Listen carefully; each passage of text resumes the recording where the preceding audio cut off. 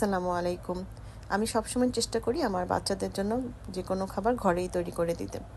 তো আমার বাচ্চাদের সাথে সাথে বাচ্চাদের ফ্রেন্ডরাও অনেক সময় আমার হাতের অনেক খাবারই খেয়েছে। তাই আজকে আমার ছেলের ফ্রেন্ডের জন্য আমি এই চিকেন নাগেটসগুলো তৈরি করেছিলাম। তো ভাবলাম আপনাদের সাথেও আজকে এই চিকেন নাগেটসের রেসিপিটা শেয়ার করি।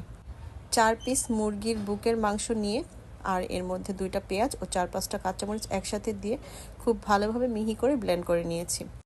তারপর একটা বলে সবগুলো একসাথে নিয়ে এর মধ্যে আমি এখন 2 চা চামচ লাল মরিচের গুঁড়া, 2 চা চামচ গোলমরিচের গুঁড়া, 1 চা চামচ গরম মশলার গুঁড়া, 2 চা চামচ চিলি ফ্লেক্স, 2 টেবিল চামচ কিকোম্যানের সয়া সস, 2 টেবিল চামচ ম্যাগি সস, 1 টেবিল চামচ টমেটো কেচাপ, সামান্য অরিগ্যানো দিয়েছি আর 1 টেবিল চামচের মতো আদা রসুনের পেস্টটাও দিয়েছিলাম, সেটা স্কিপ হয়ে গেছে।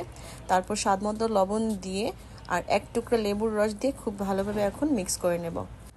প্রথমে আমি একটা চামচের সাহায্যে একটু মিক্স করে নিচ্ছি, তারপর সাবান দিয়ে হাতটা ভালো করে ধুয়ে পরিষ্কার করে সবগুলো উপকরণ হাত দিয়ে মেখে নেব, যেন মশলাগুলো খুব ভালোভাবে মাংসের কিমার সাথে মিশে যায়।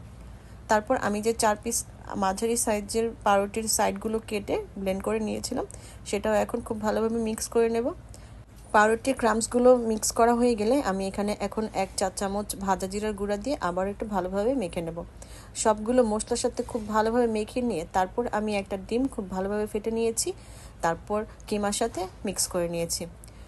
ডিমটা দেওয়ার পর প্রথমে একটু নরম মনে হবে, কিন্তু 10 থেকে 15 মিনিট রেস্টে রেখে দিলেই স্টেবল হয়ে যাবে।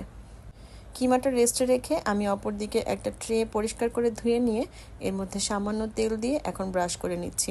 তেল ব্রাশ করা হয়ে গেলে আমি এখন কিমার মিশ্রণটা সম্পূর্ণটা ট্রের মধ্যে ঢেলে দিয়ে তারপর স্প্যাচুলার সাহায্যে চেপে চেপে চারপাশ এক সমান করে স্প্রেড করে নেব।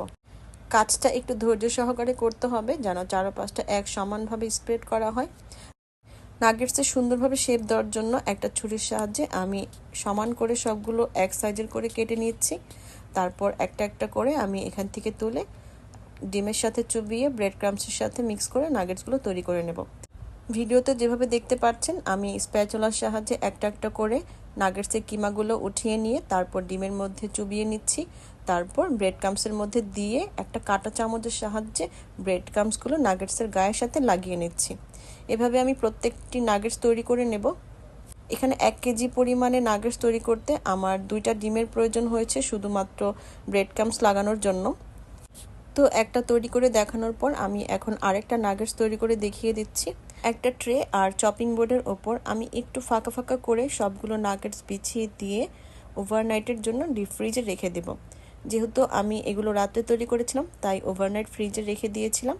তারপর দিন সকালবেলা বের করে আমি এগুলো প্যাকেট করে দিয়েছি।